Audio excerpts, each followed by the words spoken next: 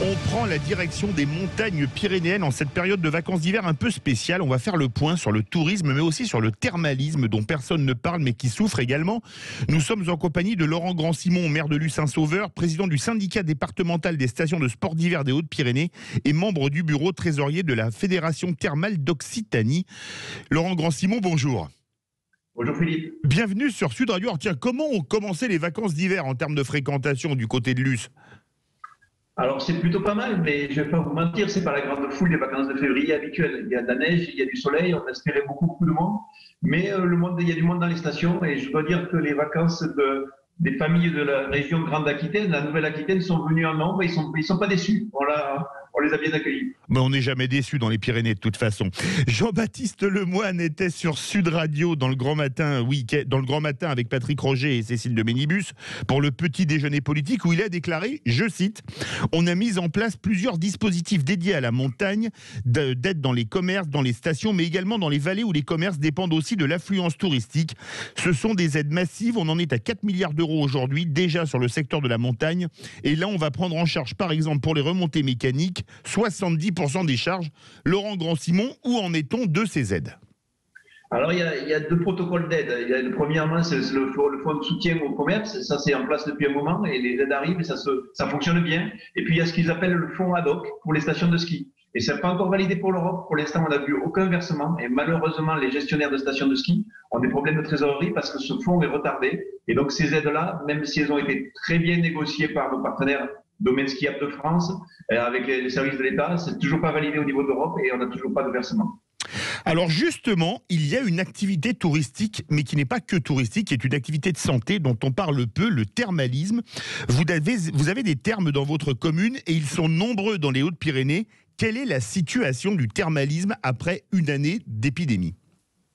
Il y a deux échelles pour le thermalisme. Il y a les thermes les plus grands qui sont en délégation de services publics, qui sont gérés par des grands groupes, et puis il y a les petits thermes qui sont gérés de façon municipale, en régie municipale. C'est des thermes de petite taille, un peu plus fragiles, et ceux-là n'ont accès à aucune aide. Alors malheureusement, ils se retrouvent sans accès au PGE, au prêt garanti par l'État, et sans fonds de solidarité. Donc ce sont les budgets de nos communes qui prennent le poids des pertes d'exploitation de 2020. Ce que l'on a vu, Philippe, en 2020, c'est parce que les thermes ont été ouverts pendant l'été 2020, c'est une certaine frilosité de prescription de la part des médecins thermaux.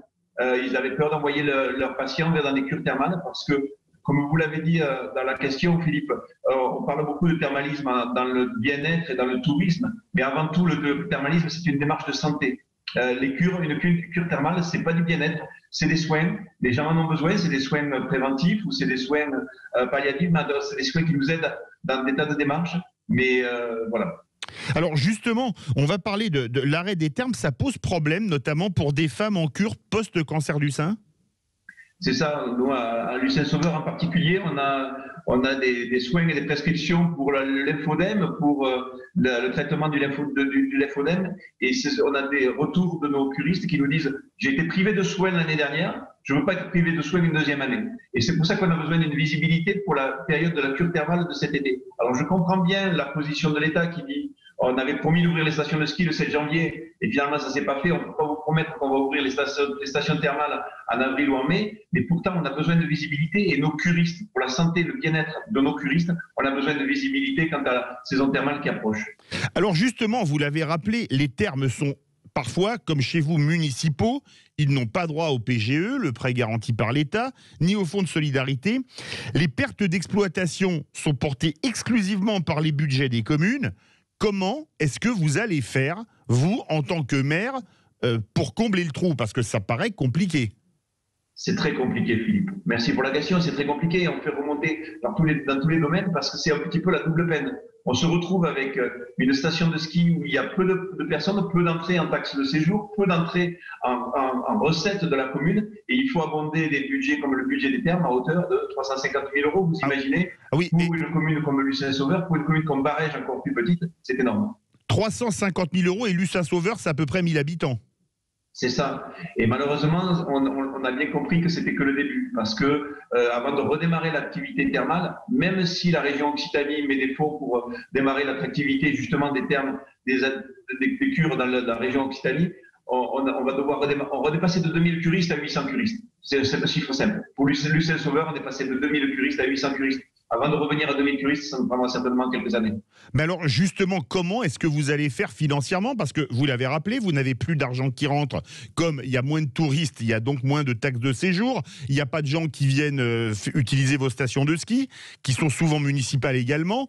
Et en même temps, vous devez payer pour les thermes qui sont fermés, etc. Comment est-ce que vous allez faire? Excusez-moi, mais c'est vraiment la quadrature du cercle. On met à l'arrêt tous les autres projets. C'est-à-dire que tout d'un coup, le financement de nos établissements thermaux, de stations de ski, passe en priorité et les projets qu'on avait d'embellissement de ville ou des projets d'investissement, eh bien, seront retardés de quelques années, malheureusement.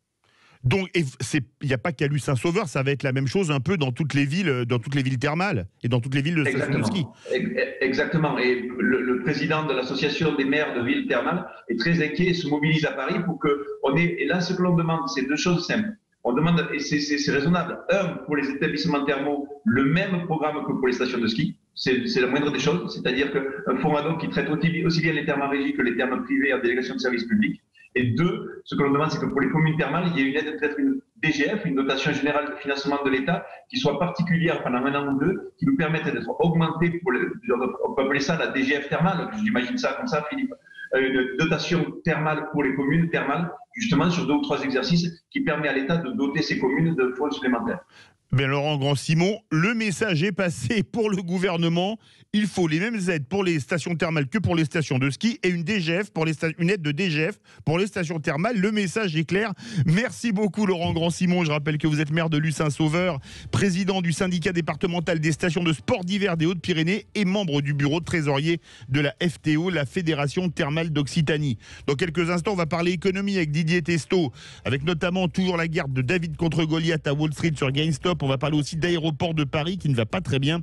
Et dans Ça va mieux en le disant, Jean Doride, on nous dira quelles sont les clés de la persuasion. Restez bien avec nous, Grand Matin Week-end.